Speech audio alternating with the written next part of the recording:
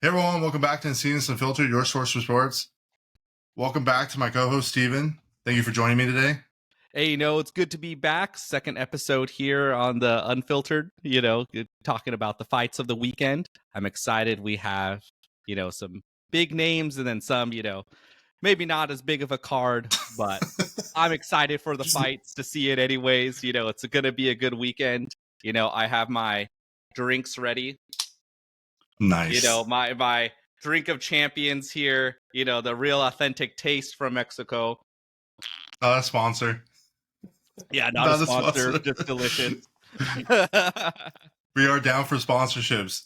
But today we are only covering two fights. We are not going to do that 2-hour crazy UFC 300 card, but if you want to check that out, that was a hell of an episode. We definitely didn't get all of our predictions right, but it was a great episode. I definitely recommend checking it out. But today we're talking about Canelo versus Munguia. Big fight. Cinco de Mayo weekend. Super excited for that fight. And then we're going to cover the UFC 301 main event. Pantoja is defending his belt. So we'll get into that after the Canelo Munguia fight. Very quickly, I kind of just wanted to go over where the fight's going to be at, the odds. So the fight is in Vegas. It is at the T-Mobile Arena. I think it's like $80. Pay-per-view. It's pretty little hefty price. Probably, it's worth it. It's a big fight. But the money line is Canelo's favorite at minus 525. Munguia is at a plus 380 underdog. So, I mean, if you're going to bet, you got to bet on Munguia just because that's where the money's at if you're going to win. Hey, minus the line 525 has been moving, right? Oh, it's constantly just from moving. The beginning of the week, right. Canelo was at minus 600 and inching down and down as we get closer to fight night. Right. You got to spare $100 to win 380. Throw it on Munguia and see what happens. But the odds for over 10.5 rounds is minus 250, which is surprising to me, which I'll talk about in a little bit later. And the under is plus 175, under 10.5. To go the distance is a minus 190 favorite. No is plus 140. And there's a lot more odds that I'm not going to get into. But Canelo by KO is plus 550 and Munguia by KO is plus 2,500. So, oh, wow. In my opinion, I mean, spoiler alert, I'm just going to say it ahead of time. I think someone's getting knocked out. I ain't going to say who. I think someone's going to get knocked out. So, do what you will with that information. I think this is a fight that's destined for fireworks in there, right? I think Canelo wanted an exciting fight for Cinco de Mayo weekend. I think it's his tradition of fighting on our Mexican holidays and trying to give a show for fans. And I think this is one he's trying to deliver on again. I think you and I are in the same realm of what we think is going to happen, but we'll see. We'll see as we get into the weeds of it. But yeah, Canelo's 60-2. That's crazy, bro. He's 60-2. He's only 33 years old. I mean, in boxing years, yeah, that is considered a little older, but he's not that old. Yeah, I mean, he started pro, I think, at 15, 16. He's been fighting forever, and that is kind of a difference when it comes to the younger ages, depending on where you're at. Like Mexico fighters do rack up a lot of fights in their rise to kind of get to the main stage of the pro fights. They will be fighting regularly, and that does change some things in the way they're training and what's going on, who are the people they're fighting. There's still challenges in that, but it has been kind of the tradition we see in it that they're going to rack up fights and fights and fights before getting to the main stage. Well, a perfect example is Munguia's 43-0 with 34 knockouts, and he's 27 years old. Oh yeah, he's been huge. And it's not a knock on him. It's just more of making a statement. It's like he hasn't been fighting the best people, but he does have a lot of fight experience for someone who's 27. Oh yeah, he is kept very busy. I mean, I believe his first title is 2019, 2018. Or I guess not first, but I think that's his light middleweight title right around that time. So that's kind of him being in the stage of a little bit more prominency, getting his name out there, kind of the big attention one for him. I think the two things that kind of put not a red flag, but like an alert or something that I draw myself to is that Canelo's only 5'8", Munguia is about 6 foot. And the only reason why I mentioned that is Bivol was also 6 foot. Obviously it's a weight class higher, but Bivol did give Canelo a lot of problems. I mean, obviously he lost. And also, I mean, surprisingly, their reach is only about 1.5 inches difference. So that's not too big of a difference considering the height difference. So, yeah. Canelo does have, his build being shorter, stockier, very muscled. Mm-hmm. He does have pretty long arms, right? At 5'8", he is measured at 70.5 inches for his reach, where Munguia is kind of in the shorter arm reach area, where I guess maybe more average would be said at 6 foot at 72-inch reach. Right. So, kind of as mentioned before and other times, when you have a taller person and the longer reach, it does kind of amplify that effect, right? Being able to lean back, the dodging, how much your body moves and how much you can reach forward is kind of that combined measure of your height and your arm length. Right. But just really quickly, I already talked about one of his losses. So Canelo did lose to Bivol in a unanimous decision loss. And he lost to Floyd Mayweather, but I couldn't even tell you what year that was, but that was a long time ago. He was still young and up and coming. And Munguia hasn't lost. One of their common opponents is John Ryder. Canelo beat him by unanimous decision, and Munguia was actually able to knock him out in the 9th round. That was a good fight too. Oh yeah. But yeah, I mean, Canelo's a megastar. He's fought literally everybody. He really has nothing left to prove, but I think this is a good fight. Even though he didn't want to fight somebody of the Mexican heritage, he did step up and fight Munguia. Yeah. I'm not trying to steal this from you, but I've been feeling like this for a while. I do want him to fight Benavidez. I'm sure you'll have a lot more to say about that afterward, or as we start getting into it. And I think with the win, that's his next fight, in my opinion, or I think that's what he should do. But like I said, I'll let you talk about more on that. But some of his notable wins was Jamil Charlo, Ryder, Golovkin, Plant, Saunders, Callum Smith, Kovalev. That was a crazy fight. I remember that. Oh, yeah. And Munguia, he's beaten Drivinchenko, Ryder, Kelly, Rosado. Rosado was good too. But those are just some of the names, honorable mentions of some of the people he's fought. Munguia does have some solid wins in here, right? If we look at, he's 27. He's not super young, right? He's 27 at 43 fights, right? That's a lot of fights. Yeah, right. He's not, still lower in his career. He is at this point pretty established and ready to, take that leap if this is the time. He does have a hard fight in Canelo, right? Canelo is currently, living boxing legend already, right? He's just taken over for best Mexican boxer of our generation. But he did it in a way that wasn't really in the traditional Mexican boxing style, right? He is not the Julio Cesar Chavez Sr. Go in there, going to brawl with you and batter people. He is someone who wanted to be a much smarter fighter, much more refined, more counter-striking. He still puts pressure on. And if you push him, he's going to throw and fight with you, right? His chin is iron, right? That dude can take huge shots. Yeah. And his power and chin have somehow been able to carry to the higher weight classes. That's what's crazy. Yeah. That's what's crazy is right now where he is undisputed super middleweight champion at 5'8". Right? That is. And he was a 140 champion, I think. Well, he was at 147, 154, that's what it is. 160, right? I personally always felt like 160 was probably the right spot for him in that, kind of fit his build. He wasn't really diminished there, but he also was crushing people there too, right? That's fair. For so long, Canelo's gotten a lot of criticisms of, who he's fighting. And a lot of the time, I always have to defend him on it. People, for so long, people are mad, why didn't he fight Charlo? It was well, he moved up in weight and fought more difficult people, right? Charlo wasn't the man he was, in the last couple of years during the time when he was supposed to clash with Canelo, right? That was not worth the fight. And we got he was supposed to fight he was supposed to fight his twin, though. That's the thing. He was supposed to fight the twin, and something happened, so he fought the other brother, and the other brother moved up in weight. It was in the years past, right? When it was that was still in the thing, and it's and we got to see they still weren't really deserving of that fight, right? Were they really at the same level with the Canelo fight? No, he challenged himself, went to super middleweight. I believe is the only Mexican to be undisputed at that weight. So he has given himself a legendary thing. which is kind of frustrating in that there's another big name in this division that he should be fighting. Yeah. That he chose to go with Munguia, who is a tough fighter himself. But in the reality of, is he as established as Benavidez has set himself and earned that fight? I really don't think so. We look at his last couple fights, he did beat John Ryder in a much better fashion than Canelo was able to. When Canelo did his fight in Mexico last year, I think he really wanted to put on like a show for the crowd, really like have the action. I think he was really looking for like highlight, beat down, knockout. And John Ryder took it.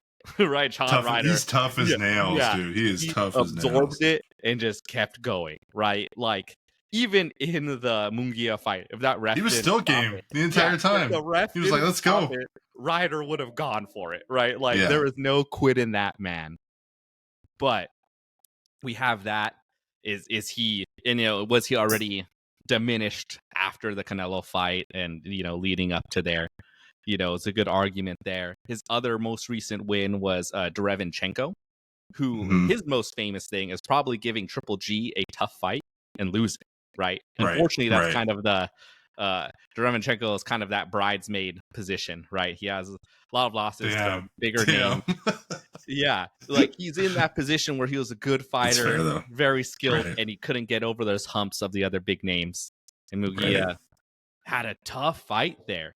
Derevinchenko really used a lot of great footwork, in and out movement, and really took advantage of some of Munguia's defensive mistakes. Right. To kind of go on what Munguia does, we told about how like he battered Ryder, but it really came from he is more of the traditional Mexican fighter. Very much so. We were gonna put pressure and beat you down for that fight. Right. He wants to come in and just all forward all day. He is very big, right? Even for this division being higher weight, like he's still imposing on a lot of the other people in the division. He does have good power. He throws a lot. His gas tank is crazy, right? Even Derevinchenko fight where he did take a lot of hits in response and had to follow him, he was really making him work in and out. At the end of that fight, Munguia was still coming after him and put it on him at the last round. Like, it looked like possible he could finish him there. He does have those issues where I mentioned defensively. He does make mistakes, leaves himself open. And one of the things you see in his fights is he does repeat some of the same combinations a lot. I think it's something we see from like Isaac Cruz a lot too, right? Some of these fighters are in that mode of he'll throw 1, 2, 3, 1, 2, 3, and he'll switch up positions, right? He'll mix in some body shots in there. He did hurt, I believe, Ryder to the body. When he sees hurt, we did get to see at times he would kind of get head hunty. Right. And it is really hard for me to kind of look back at some of them because we did see in the Ryder fight he improved. He did. He does seem to be doing better. But it's hard to think, the unknown of how much did he change in that time. Well, right. I think so. I don't mean to cut you off, but I think that's where when I see this fight, and that's why I kind of said I think someone's going to get knocked out. Munguia is a great fighter. I don't know if he's in his prime yet, but he's getting close. Usually they say between 28, 30 is when people start hitting their prime, depending on who they are. It's a weird thing, right? Because technically by then you're still in your like athletic prime, but there's kind of a crashing point that happens for what is your true prime, right? Where your physical ability is still at top or close to top as possible, while your skills, knowledge, and ideas of the game come together. Right? There is kind of a thing, and you can think about so many fighters who have done this, right? Where they depend on those physical attributes for so long. They depend on being quick, fast, using their reactions to dodge or be able to land those shots, and really missing some of the fundamentals when they're younger. And they don't really put together till that starts to fade out, or they hit troubles in fights where they have to learn to adapt and then get other skills. And a lot of the time people put it together in that later time, though, that 30s, where like look at B-Hop, look at George Foreman, we're gonna see what Mike Tyson. Oh man, yeah. I mean, I don't know if that's gonna happen, but of that as well. Partly his training, right? But when he was younger, he was a different fighter. When he was older, he was older, I mean, he did the opposite. His skills Right. fell apart. But, that Well, was his drugs training. and partying Yeah, and right. yeah. But I think for me, like looking at this fight, like just based on what I've seen, not really going to do a crap ton of research on it, but more of like, okay, I've seen a crap ton of Munguia fights. I've watched a crap ton of Canelo. If I see them fighting, obviously, in my head, how do I see this going? Canelo has gotten better at throwing counters. He can be a bull, but he also has been known to throw counter shots. And he's been known to wait and kind of wait back. I don't know if you noticed in his last fight. He'll just kind of wait back and he'll throw an uppercut or he'll throw a hook. And he's not the traditional Hispanic or Mexican fighter where they're going to come and bull rush you. Munguia is. But Munguia, when he throws, he leaves himself open. And because Munguia goes and applies pressure, yeah, he's going to be bigger. Yeah, he's going to throw.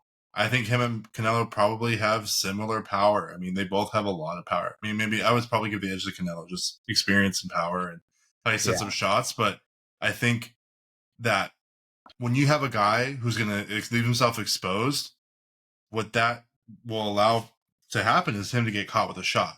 And Canelo is good at catching him with counters. He did fight Bivol. Bivol is 6 foot. Munguia is 6 foot. But Bivol and Munguia are way different fighters. Oh, yes. This is, you mentioned it. It is kind of the obvious clash in this fight, right? When you have a fighter who's going to go forward at all costs and absorb shots versus a person who uses his power as like that resource and kind of cusp of his game to control the ring and the whole each area of the fight with it, right? Canelo, I don't want to say is dependent. It kind of is dependent on that power being a factor, right? He is a known quantity, right? Munguia, the questions is, has he changed? Has he adapted? Has he learned to throw in more skills, close some of those gaps in his defense, differentiate his attacks? Canelo, we know who he is, right? We know he has power, right? And even though I mentioned his power has come up, I think there is a difference from where it is now at 168 versus lower. Where we mentioned kind of moving up in weight, where it's not just the power shots, it's every shot that kind of changes, right? Every shot, the weight and weight where people are able to take it, the strength they can absorb that in, all different. And I think one of the biggest differences we see, and when we see, in Canelo's trail to get the undisputed title, he did batter a lot of those opponents, right? Breaking orbital bones, dislocating shoulders, But I think one of the differences in that was Canelo really threw 100% at a lot of those guys. And even 100% and nailing them didn't just finish them, right? He hit them multiple times with big shots and they didn't instantly crumble, right? He uses it, and his power has always been kind of this force field around him of, you want to start this, I'm going to hit you, and he wants you to slow the fight down because he doesn't want to be throwing extreme amounts. He wants to sit there, and you kind of did the little movement of him, but he is fine hitting you, having you walk back a little bit, and he'll do his little walk at you of just like, and then set up again, control the range when he's there. He'll shell up, he'll sit there, he'll be like, all right, let's go, and he'll just sit there. He's done it a couple times in this fights. I'm like, because he's like, come and swing at me, I'm going to throw an uppercut and catch you. And he's like, I hope you could take my shot because at some point it's going to really connect and you're going to go down. Admittedly, it's a harrowing thing for any fighter to want to go into. We got to see Charlo really mention it. He was just like, his whole last interview was, see, I didn't get knocked out. Isn't that good? Right? And what he did was just do nothing and hope that Canelo, wasn't going to berserk. And Canelo is, slower fighter, more accurate, wants to kind of have that precision. Is okay to have that be slower, throw a few big shots, have you ward off and control it. Right. So we also know Canelo uses that high guard a lot, right? He will have his hands up. And at his best, he is very active with it. You throw a lot of stuff, he intercepts a lot, he's ready to throw back. He'll feel himself in the moments and start doing, more head movement. That's really when his gas tank is high. Right. And like I said, he wants to batter you, slow it down. And when you control the pace like that, you can fight at that most of the fight. For 12 rounds, right. Yeah. Where you mentioned with the Bivol fight, and even when we see with Floyd, people who are not afraid of Canelo and able to stand there and fight with him made it tough fights, right? We talk about the Triple G fights, right? You know, that first one being a draw, kind of almost one of those honorary losses for Canelo. Floyd might be the best defensive boxer of all time. You know, as frustrating that is for me to say, it's the truth. He used his quickness. He used jabs. He used, you know, he's a great counterpuncher too, and I think that's like the big thing is like even Bivol's a great counterpuncher, and you didn't really see a lot in his last fight, but he's such a great counterpuncher, and that's where I think that's like you know, Bivol. I think if they fought again, I think Bivol's too big. He'll probably still be Canelo. I think, but Bivol, Munguia isn't as good of. Sorry, oh yeah, I think if Bivol fought Canelo again, I think it's the first time Canelo gets finished, right? I think in the Bivol fight, we got to see him make Canelo work hard and miss, right? He was throwing like 30 punches around, landing 6, 7, right? And even when he landed on Bivol quite a few times, and Bivol just too big, too strong, ate those shots and wasn't afraid. And as that fight went on, Bivol got more and more confident that he can stand there and mess with Canelo, right? That was it. Canelo is. And he was walking him down. He was stalking him, and he was just like, "Let's go." And then that Canelo was like, "What the hell? This has never happened." Like people usually are running back, not running towards me. Yeah. And Bivol was just fast enough to catch those counters, and Canelo got tired, and that's what happened. I mean, Bivol was a better fighter that night. Yeah. And Munguia doesn't have that same setup. Right. No, that's the point I was trying to make is that Munguia is a great young fighter. I think he's entering his prime. He could be in his prime.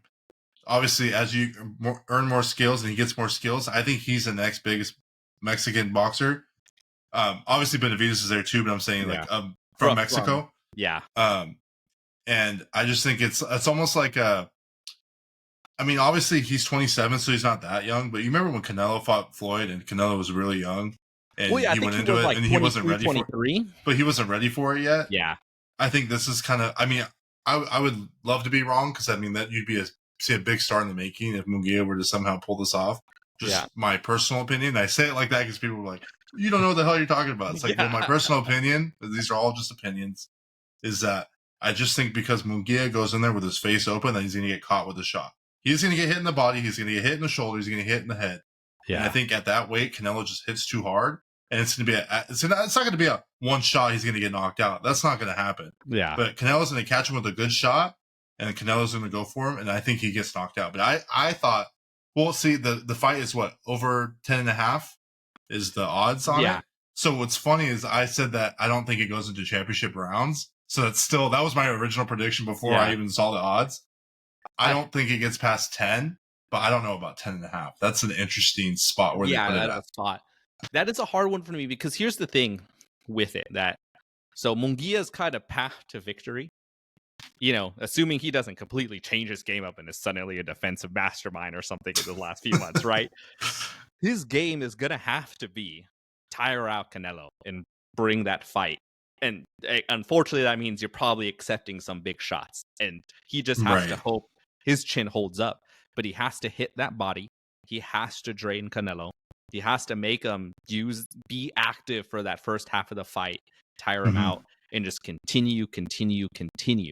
And I think with Munguia's mindset, even if he's getting hit, I think the reason Canelo would be able to stop him earlier before 10 is because Munguia just isn't going to stop. I don't think Munguia is going to take rounds to run around the ring like Charlo, right? Right. I don't think that's in his heart and soul. I think he's coming in and is going to bring the fight. And I think that's going to leave that open, you know, because for Canelo, his team is smart, right? They do review tape and really prepare for fighters. He does set up combinations and kind of knows what's going to be his punch for the fight, right? Where they have the openings and kind of reads it on people, right? In that counter punching, in that his high accuracy, it is being able to read those fighters and know it. And if you got someone dropping their hand to throw straights all the time and they're going to keep doing it, well, that's just an open read for you to load up, wait for it, and play on that. Yeah. And that's, for me, I think that's the hardest thing is because it's like what the key for victory for Munguia is also going to be the downfall of Munguia, because he has to go and be the bully to Canelo in order to get him tired. He needs to lay on him. He needs to apply that pressure because Canelo doesn't like to be on his back foot. Yeah. But if he doesn't throw up his hand when he's or blocking, or, you know, at least throw up a hand or something to block an incoming shot. Munguia goes in that fight and pulls up his hand and puts himself in a position to not get hit. I think we're going to see a really interesting fight. Yeah, because Canelo isn't the same type of fighter that Derevinchenko is. Derevinchenko is tough and will throw down with people and kind of showed it in Triple G fight. But in the Munguia fight, he did show more movement. He wanted to get in, step out, use kind of more angles when stepping out and make Munguia miss and punish him. And hurt Munguia, threw hard enough to ward him off for moments. And though Munguia then, got himself, went forward again. I think if Canelo lands that same shot, he undoubtedly hits harder than Derevinchenko, right? Easily, right? Yeah. If he's already getting hurt there, if we're seeing Munguia be able to absorb too much damage from a fighter who isn't the same caliber as Canelo, it just shows the math of can he handle it, right? And you never know until that moment, right? But it seems like a big ask for him to do that. Yeah, I agree. I think if I were to look at this on paper, I think for Canelo, I mean, you might think differently, but for me, I think Canelo's going to knock him out. I think that's how Canelo wins. But I think if Munguia goes in and has some defense and surprises us, I think he wins in 12. Not saying Munguia couldn't knock him out. I just don't think Canelo hasn't been knocked out, and I think Bivol hits harder than Munguia does. Yeah. So I don't think he's going to knock out Canelo, but I think I can see Munguia, if he was applying pressure and landing shots and being the bully and having a little bit of defense to not get hit with anything big, he can win a 12-round fight. Yeah, Canelo would rather be less active, right?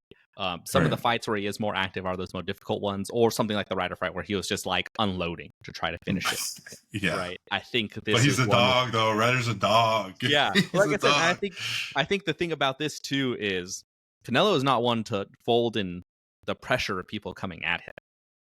Right. He does a good job with his footwork and keeping space if he can. Right. He would rather be the one going forward and staying out of range until he's there ready to throw, steps in, uses it to then be able to land shots and then get right back into the range he wants it to. I think Munguia's one pays less attention to that. I think he's fine. I think he can crash in too much and to get too caught up in I want to throw. Right. But when push has come to shove for Canelo, we got to see it with Triple G and all that. He will fight. Right. That is true in it. He also has no quit at him. Even with Bivol, bigger guy, doing all this stuff and outboxing him, Canelo was still doing everything he could. Oh, Canelo's a dog too, though. I'm not saying Canelo's not a dog. I just meant John Ryder's a dog in itself, Oh, yeah. I think this is, our prediction, for this is sometimes when you push the pace against someone, it just increases the rate in which you get your ass kicked. I think that's the thing, right? When you're going against a better man and you're pushing it on them, sometimes it just increases the rate at which you're absorbing those shots. And I think that's going to be the case for Munguia this one. I think he gets TKO'd or KO'd under, I think, the 10. Okay, so official prediction is under 10? Yeah, I think Canelo does especially in this higher weight, he's wants to throw 100 and take a little bit. I think I can see him taking some rounds, doing it a little bit, and waiting a little bit to then fully see the finish. Yeah, it's so crazy because I purposely didn't tell you what I thought of I don't know if you noticed when we were going back and forth and texting, I was I'm purposely not going to tell you what I thought. I mean, I already said what I think was going to happen. But I also think Canelo wins by knockout before 10. Because I was for some reason I just have the thought. It's somewhere like a hunch, like a gut feeling. I don't think this goes to championship rounds. But yeah, you and I are the same on our prediction. It's funny because the UFC 300 we had a lot of those too. I thought it would be a lot more back and forth, considering our previous conversations that we've had about different fights. But I think you and I have kind of hit the nail on the head. And like I said earlier, I think if Munguia does show some defense and he does be the bully and he doesn't get caught with a big shot, he can win rounds and beat Canelo. And I think that's the only way he beats Canelo is by decision. I don't see him knocking Canelo. We haven't seen Canelo's chin break. I don't expect. He's been caught for sure, though. He's been caught with Bivol. Caught him with some great shots. Bivol hit him with shots. But it's just a different weight class, though. He has taken big ones, but like I said, we haven't seen him beat. I don't think we've seen it fully crack. I couldn't bet on it cracking today the same way I think I would I don't think I could say the same for Munguia's and the damage he's taken from lesser fighters. Right. I think that's fair. And I completely agree with that. Now, So next, sorry, go ahead. Yeah, I was going to say, now for kind of the other thing we mentioned with the Benavidez fight. Oh, yeah, let's get into that. I was already going to hop into the UFC. Yeah. I was like... now for Canelo and the big controversy of the Munguia fight is the idea that he is running away, he is ducking Benavidez. And I kind of mentioned the frustration of, like, I've defended Canelo for a long time of, like, he chose bigger fights. And this is one that does frustrate me because it does feel like a step back on that for a guy who was willing to chase greatness and do everything he could for his legacy. Go, like I said, I don't care that I did fight Charlo. He went up to 168, right? Like, that was bigger deals for him. He did weight on the Kovalev fight, but I think light heavyweight is way too big for him.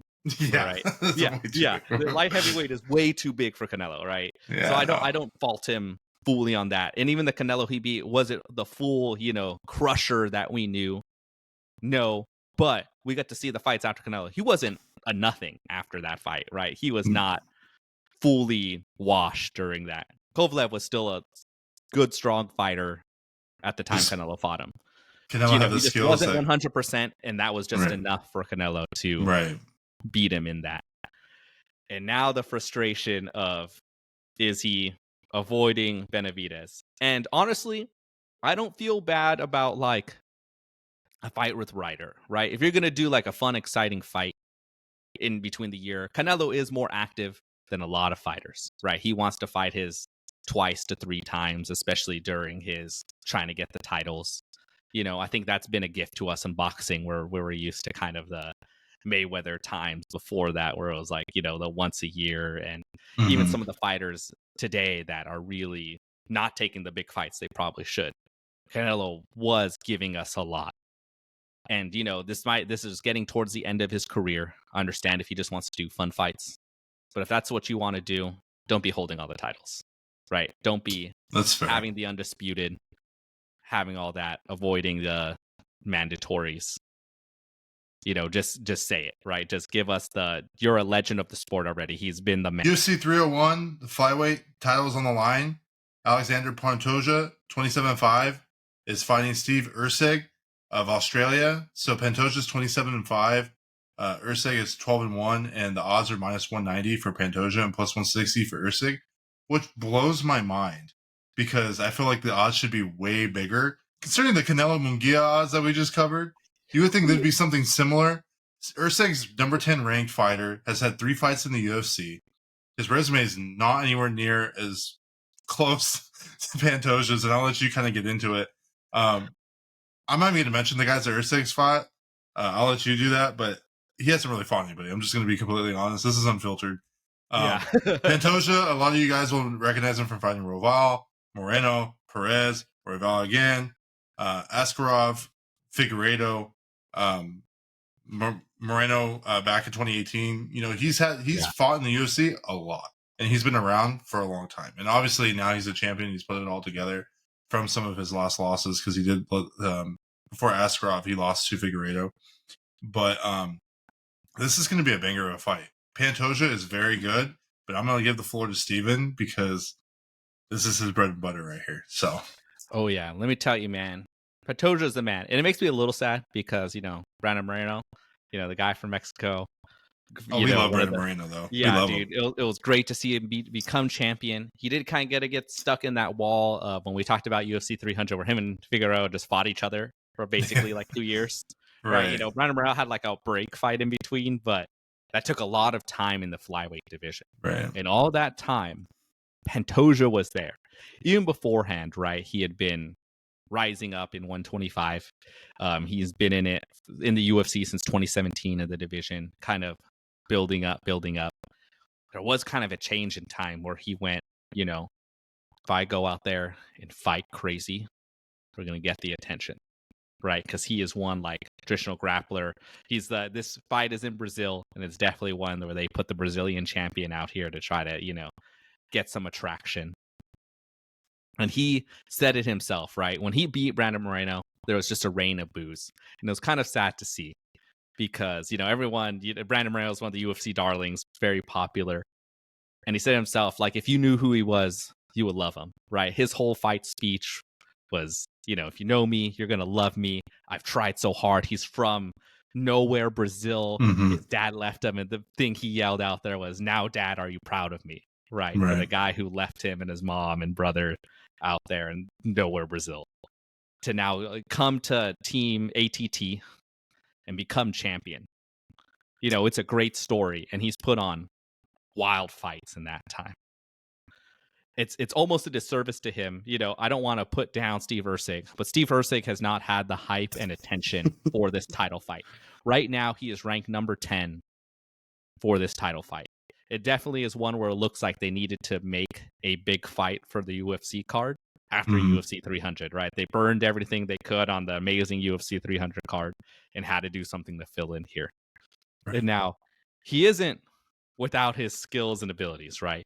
We can see some bright things of Erceg, but his last few fights in the UFC, he only has 3 in the UFC, aren't the best, right? He's getting this title shot after beating Matt Schnell, who was ranked number 9 at the time he beat him, and he was ranked number 12. Schnell is someone who's also been in the UFC, never cracked the top 5. He was not like some superstar that Erceg then beat to like catapult into the rankings. It wasn't a Moreno. It wasn't anybody like a Figueiredo before he went up. Right. So it really puts it in a hard spot where, Schnell is young, kind of new to the UFC, and we've seen really bright stuff. He is a clean striker. He is probably so far in that division one of the sharpest. He does have a great sense of timing for his shots. Right. About Erceg? Yeah, or Schnell? Erceg. Okay, you said Schnell. That's why I was like confused. Oh no, yeah. Schnell itself was not, he was a good striker, but he got blown out by both Pantoja years ago too. He's getting knocked out a lot. Let's just call it for what it is. If he's not somebody's getting knocked out. So yeah, Schnell's last fights leading up to Erceg was a loss to Nicolau. He did beat another person who wasn't really anybody. He lost to Royval. He got a no contest against someone. Beat Nam. Lost to Pantoja. There's just a big mix on his run that he just was not breaking that echelon. But yeah, Erceg is sharp. He does time people very well, right? The way he blasted out Schnell was impressive. He did get a huge highlight KO in that, where he was using feints, using the jab, and making Schnell react to him. And he had hurt him in the first round, and kind of built on that. Where in the fights and seeing how Schnell has reacted to him, second round, he played off of it perfectly. He faked that jab, pulled out the strike from Schnell, used his head movement, went low, went to the body with a right cross, and then left hook, 100% asleep, right? Dead to rights on that. And you can see like that is striking skill. Right, he has some decent kicks. His hands are definitely the highlight of it. He times people kind of coming in. Well, we're kind of talking about the Canelo thing where he likes to do the like walk at you. Right. Yeah. So now, Erceg does control that pace really well. He wants it really in that kind of kickboxing range, not super far where you have to like step in to land anything.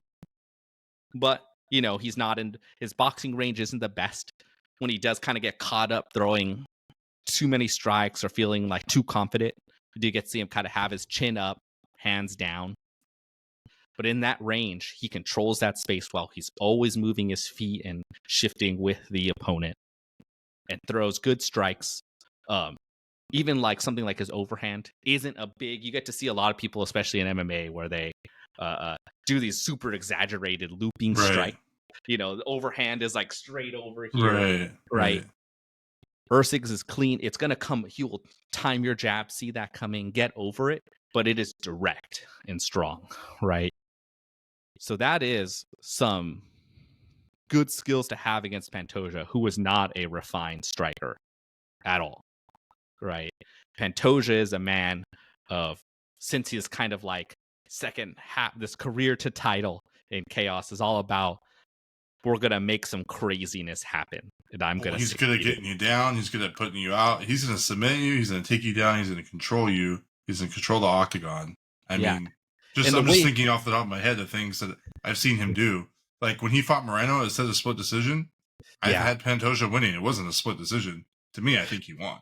I mean, I love Brandon Moreno, but it was a tough fight because you got to see Moreno with cleaner boxing land on Pantoja. But Pantoja still rocked Moreno first round knockdown, right? With what is much sloppier striking, right? He is really right hand dependent, right? He'll throw the left, he will jab out. He is decently long. He is decently athletic. I shouldn't say decently. He's very athletic, right? If Davidson Figueiredo wasn't in this division for so long and that was kind of like a person he had problems with, like we'd be talking about how athletic Pantoja was during all this time, right? But in comparison with Figueiredo, who's just cut up like a monster, right? Yeah. People, Pantoja didn't get that attention, right? Erceg himself is, great shape, but we haven't really seen him have to get pushed through the real battles that Pantoja has already, right? Just the war he went in with Moreno was crazy, right? He looked gassed in the second round. It still put it on him every round after that. That is like tenacity he has, still throws hard. Like I said, he's very right hand dependent. That's where he really wants to, land a big shot that way. And I think that does leave him open for Erceg to throw counters. I think the big thing is Erceg liking that left hook is when Pantoja does throw his right hand. Either hand actually, but for the most part it becomes these are his big power hand. He's swinging it, he'll miss. If your head is around there, he's grabbing it. He's controlling the head, trying to get postured, getting to the clinch, getting to the fence. He will throw strikes, throw knees, all within that. He'll have you off balance. He'll use trips. He'll use different body locks to take you down. And he does actually have a very interesting game, kind of more special to him, is his kind of leg reaping game, right? Being able to, leg reaping game is kind of when you have their knee over you and you kind of make them turn the other way, right? Think of when, that's kind of the setup where you see where a lot of people are like setting up for like heel hooks and stuff. Right. He doesn't, I don't think he's even got a leg lock finish in the UFC. But it is kind of like a specialized thing of knowing how to do. Well, he throws them up, and that's the thing is he makes you think, and he's throwing them up. And even if he lands on the bottom, right? Erceg is a good grappler. Australia isn't the most wrestling heavy country, unfortunately, right? They're not known for. They're not Dagestan, all right? They're not Dagestan, right? So or Schnell, America. I mean, I keep saying Schnell. It's in my head. Erceg is a good wrestler, good defensive wrestler. He's well-rounded. I don't think he's at the level of Pantoja, and I don't know if he's going to have all the weird skills in grappling that Pantoja has, right? Pantoja uses that leg reap and even did it and got on the back of Moreno multiple times in that, right? He was also very good on the ground. Moreno's great on the ground. Yeah, we got to see Moreno scramble and get out of huge things, but Pantoja, time and time again in that fight, kept making Moreno make the mistakes in the scrambles. And what took advantage of it and got that strong position. And I think that's going to be something where, even where Erceg is right now, I don't know if he has the answer to all that, right? I think he could answer Pantoja striking almost no problem, right? We'll see if Pantoja is really able to fluster him, right? Pantoja will throw different strikes, different kicks. And if Pantoja doesn't switch it up and just runs in face first over and over, he will get battered. And I don't know how long he will last on that, right? He's one that's also, animal chin, right? Like he's been a monster in that.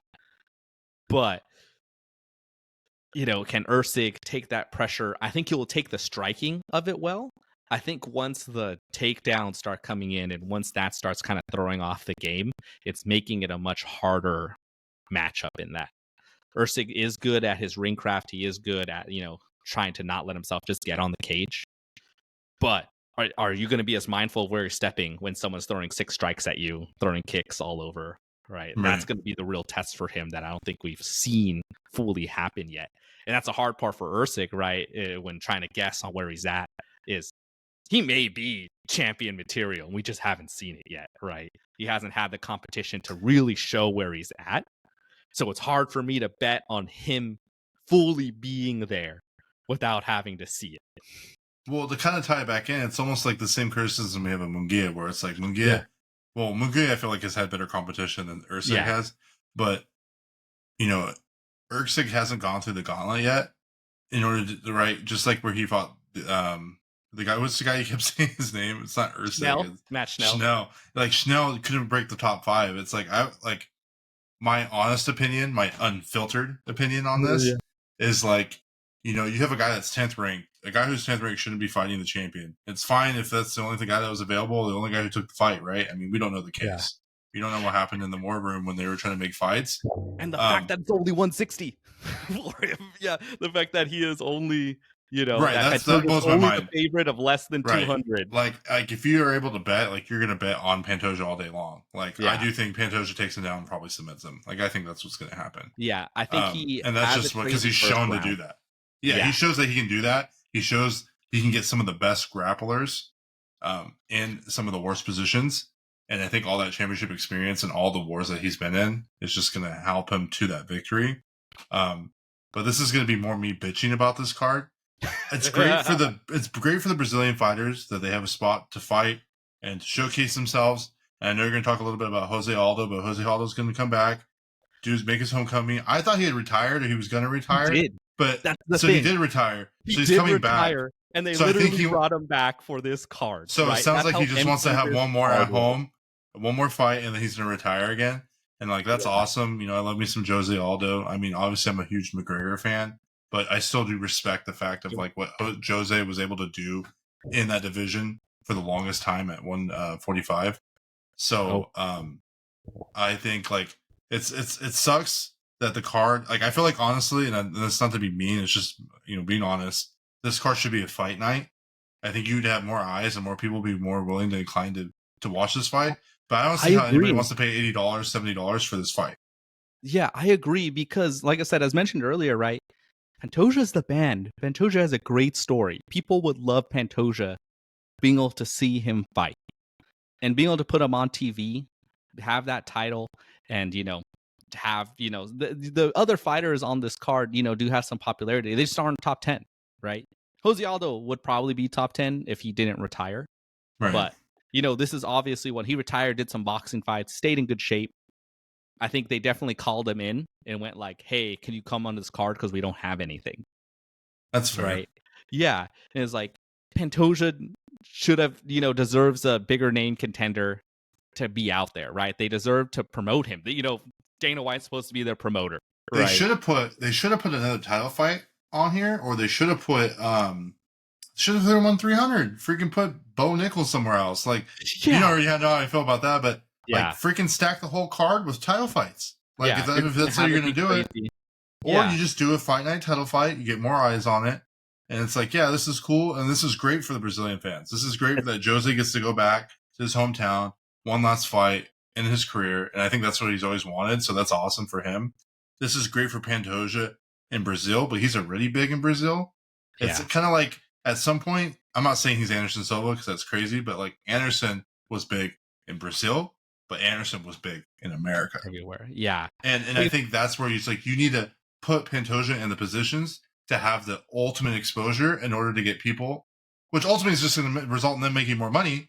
But like that would be the smart thing is that, hey, this guy has a great story. Let's throw some money behind him. Let's maybe not make him main event, but let's put him, Pereira's going to fight again in Vegas, whoever he fights. Let's put him on the co-main. Right? Put him that makes sense. Co-main. People are going to watch that. Izzy freaking Pereira if they fight again, right? Freaking throw Pantoja and freaking somebody else as a co-main. Morgal, Moreno, whoever, probably Moreno. I think that'd be sick. I think, Mokaev is probably one that's another. So like he deserves those eyes. I think he's gonna win it. I think he brings the chaos to Erceg. I think Erceg does such a good job of staying calm so far, but I think he's been able to really control it. I think Pantoja isn't gonna be absolute zero in striking. He, like I said, he isn't sharp, but he's fast. He'll hit hard. So I think his quickness will let him land on Erceg at least a little bit and get him thinking, and then start to switch up, get to the clinches, get to the ground. And I think he should be able to finish him from there. Yeah, I completely agree. And going into this, when I saw what the main event was, I was like, Pantoja To me, it's Pantoja by submission. By That's what I think submission. will happen. Yeah. If I had I to think he's guess submitted. one, I'm going submission. I think it could happen early. Within 3. That's what I say. Yeah. I don't think it goes to championship rounds 2. I don't know why. It's just that's what my gut's telling me. My gut's telling me it's such a mystery for Erceg, right? Like I said, he might show that he's an incredible jiu-jitsu person, right? But like I said, we haven't seen it against the caliber against Pantoja. Right. Pantoja has been able to sneak out, quick submissions on people just by rattling them, running them down, and just letting them make the mistakes, and he's just ready to jump on when he is already throwing the typhoon at them, throwing 4 punch combinations with a kick at the end and just swinging, right? Yeah. But hey, honorable mention to Jose Aldo, or Jose Aldo, I should say, for all the Portuguese language speakers. He's the man. Conor McGregor wouldn't be Conor McGregor if Jose Aldo wasn't as great as he was. Conor McGregor was going to get that title fight at rank number 7 because Jose Aldo had run through that division for years. Right. It was fight and Frankie Edgar again, or let Conor McGregor have that fight, and that's what led to it. But Jose Aldo, King of Rio, the man with a great story. If you guys have never seen him get his first suit ever, it is one of the most genuine, happy, kind of silly moments to see from someone. Just kind of the silliness they're having of how he feels getting a suit. It's incredible to see, right? A man who came from nothing and fought his way to the top, right? I hope he gets his big swan song. I hope he gets to get a big win. He's fighting Jonathan Martinez, who's a younger guy, actually someone that Erceg, I think, has beat in the past. He's good. He's he's known right now that, good striker. He recently has some notice because he's been real heavy on leg kicks. And Jose Aldo kind of went away from leg kicks. There's a big mystery of why, some people think injuries or whatnot. But he's very knowledgeable of kicks, right? He is great at responding to them. I think this is a fight set up to also be an exciting one and give Jose Aldo a opportunity to kind of show out and win this fight in front of the fans in Brazil. I hope so. I hope he wins it. I hope we get him to ride off to the sunset and enjoy his career. And I think that's what happens. I think that's what this fight is set up for. It's his last fight in Rio. I don't see him fighting again, in the division as a top contender at this point. If he wanted to stay, he would have stayed. Yeah. I don't know the odds off the top of my head, but I definitely put my name on Jose. Yeah, definitely do parlay. Do a parlay on this, but I would go Pantoja by submission. Yeah. Aldo probably by KO. I'll give him probably decision. Decision. I haven't said he looked good before he retired, so he didn't slow down that much. So he didn't, and he did good in he's kept in shape in boxing. He gave a really serviceable fight against Davashvili, right? The guy who's kind of the monster of 135. But that guy is just a beast, and he fought him at altitude, right? What a tore up fight to give Jose Aldo, the guy who's known to kind of slow down as the fight goes on, to give him one of the most tenacious wrestlers to ever exist. Dude, that guy's probably going to be champion. Yeah, that's probably going to be your next champion, just based on how crazy his wrestling is. Right. They gave Jose Aldo the hardest thing possible, and Jose Aldo did really good in that, right? He arguably did better than Henry Cejudo when he fought him. Jose went out there and knew what he was getting himself into and said, I'm going to know if I'm going to be able to be a contender or not. And that is after, I think he retired after that, right? No, he fought was it Cheeto? Oh, did Cheeto beat him? There. Oh, no, he beat Cheeto. He beat Cheeto? Yeah. Oh, yeah. Cheeto? I gotta remember, it's been so long. There's so many fights, dude. You know how many fights I've watched over the years? Here we go. I'm going to find it for you because we're going to be right on this. Oh, I guess it was Davashvili was the last one. Yeah, that's what I thought. I thought he fought him last and then hung it up because he was pretty upset because he was just getting held down. So 2022, right. Davashvili was the last one. He did beat Pedro Munez before that. Before that. Yeah. Davashvili, tough fight. But he said, he's like, I want to know where I'm at in the division. He couldn't do it. He said, okay, this is my time. He's like, I've been here for a long time. Come back for a fight, retire in Brazil. Makes sense. I think he wins. Him to have his moment to run out. Also, another greatest moment in UFC history when he KOs Chad Mendes and runs into the crowd and celebrates in Brazil, right? It is one of the just joyous moments to see him out there and celebrate the people that he's a hero to. So I mean, I think that's what happens. That's my prediction. And I just want to say to everyone, thank you for sticking around. We want to interact with you guys. I know that's a big thing that I want to start doing, is that these are our opinions. These are not fact. I mean, we are giving you some facts, but we're also just using those facts to make our opinions, and everyone's allowed to have their own opinion.